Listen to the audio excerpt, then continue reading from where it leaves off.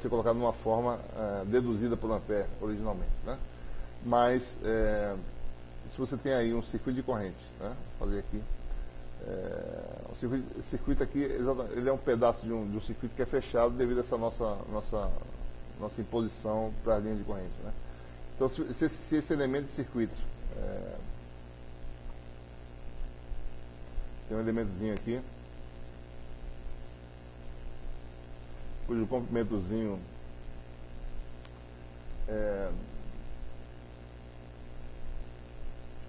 dl' um vetor comprimento diferencial, e se flui nesse circuito uma corrente I, a contribuição desse elemento, né, ele está localizado aqui no ponto x', contribuição para o vetor B no ponto x, já no sistema SI, né, sistema internacional, vai aparecer uma constante, né, que define o sistema. Então, o vetor B, esse elemento do circuito produz uma contribuição para o campo total, dB, escrita da seguinte forma: μ0 sobre 4π, né? I dl', linha porque é um elemento variável do circuito, vetorial x menos x',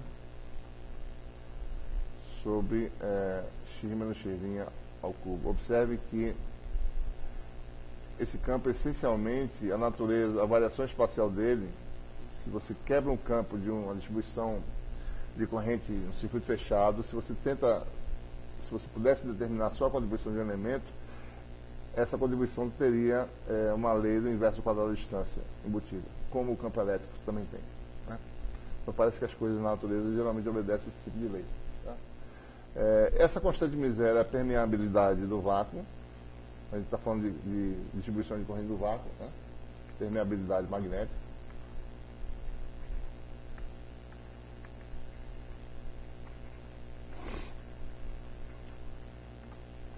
Seu valor, como é bem sabido, é 4π vezes 10 a menos 7, Henry por metro, Henry sendo a unidade de indutância, né? Ou equivalente, isso aqui a gente pode deduzir, né? Isso é Weber por ampere metro, né? Tá? Então a gente pode deduzir o que é o Henry, né? O Henry é Weber por ampere, no caso, tá? Muito bem. Então nós temos aí, você pode então obter, certo? A gente vai falar já como esse campo atua em outro ciclo de corrente, tá? Que é uma lei experimental também, medida por Ampère, tá? A gente vai falar daqui a pouco, tá? Mas aí a gente pode agora determinar o campo B de uma distribuição de circuito qualquer, né? Estamos falando de corrente I, tá? A corrente I circulando, né? Num caminho C. O elemento de comprimento diferencial sendo o dl', que a gente falou agora há pouco, né? Tá aqui.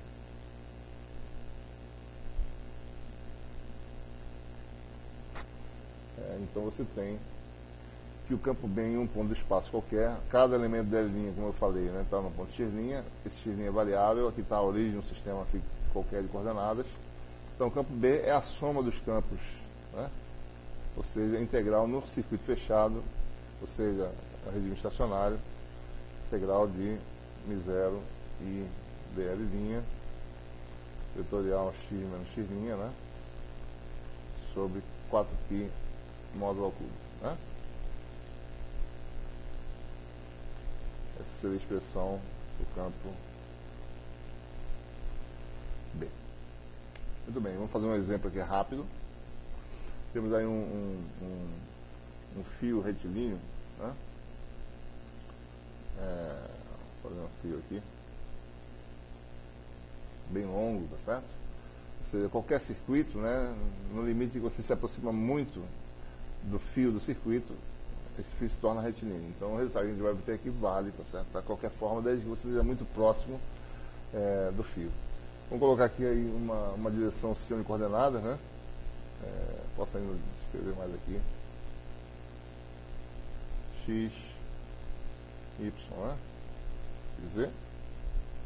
Onde me diz que esse fio aqui é muito longo, né? Esse aqui é o XZ. Fio vai lá para mais infinito, esse aqui vai lá para menos infinito, né? Bem longo. vamos dizer que isso aqui é a coordenada x, aqui, a coordenada y, sem perda de generalidade eu posso calcular o campo B num ponto desse plano, porque esse plano pode estar em qualquer lugar, né? Então a gente usa a lei de Biot-Savart. Você pega um elemento de comprimento, o DL', né? Seria, em termos das coordenadas, né? DZ', aqui você tem um azimute φ, ponto de observação, a distância R da origem, né? Aqui está o vetor posição, o X, esse é o vetor radial em cilíndrica, né? AR, então o X seria RAR, né? E o X', por sua vez, no ponto de coordenada 0, 0, Z' variável, o X' seria um vetor, esse vetor que vai daqui até aqui, né? Vetor variável. X' igual a Z' a Z, né? Você tem aí, então,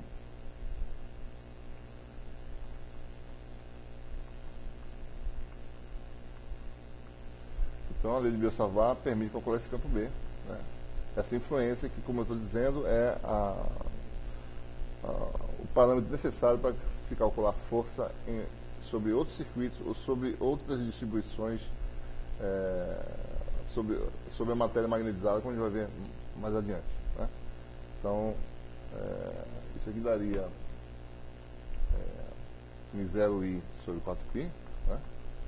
Circuito fechado, ou seja, esse circuito que vai, Z' varia de menos infinito a mais infinito. DL' é isso aqui, DZ' a Z, vetorial X, que é RAR, menos X', que é Z' a Z,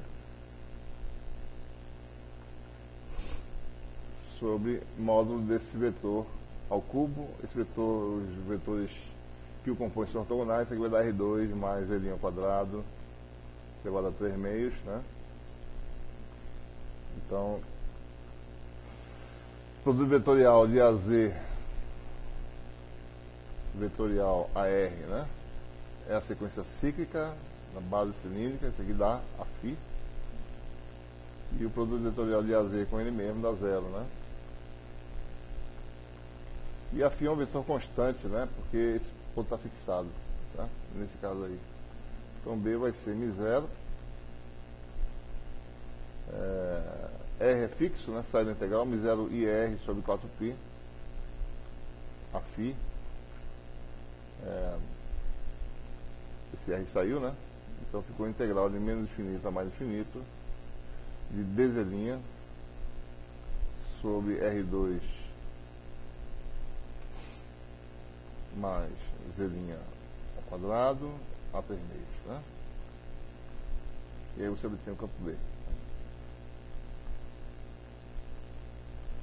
É só calcular essa integral, que não tem nenhuma dificuldade de se calcular. Isso aqui vai dar, uma vez calculando, vai dar esse resultado em 0i sobre 2πr a φ.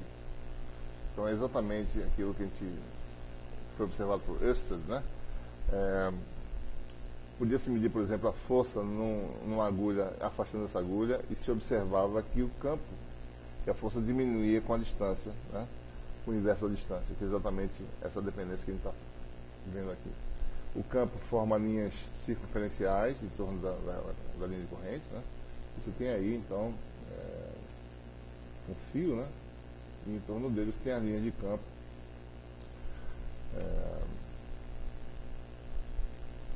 Mais ou menos assim, né? E assim por diante. A linha de campo vão cada vez mais linhas concêntricas, e assim por diante, certo?